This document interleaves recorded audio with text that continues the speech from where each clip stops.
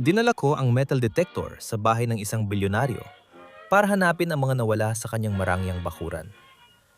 Una kong nahanap ay isang pilak na barya.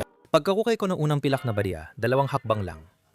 Ang layo ay may nakita ulit akong isang solidong pilak na dime mula 1,900 at 2 na malamang ay nawala ng dating may-ari ng bahay. Lumipat ako sa harap ng bahay. At unang nakita ko 1 sentimo mula pa noong 1,100 at isa.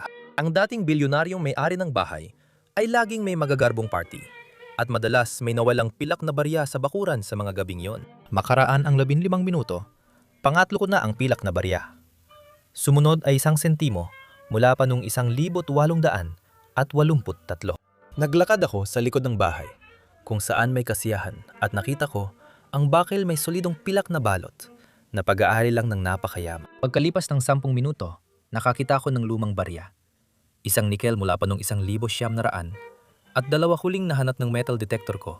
Bago ako tumigil ay gintong kwintas. Hindi gaanong luma ang kwintas na ito, pero solidong 14 na karat na ginto ito. Sa kasamaang palad, hindi ko.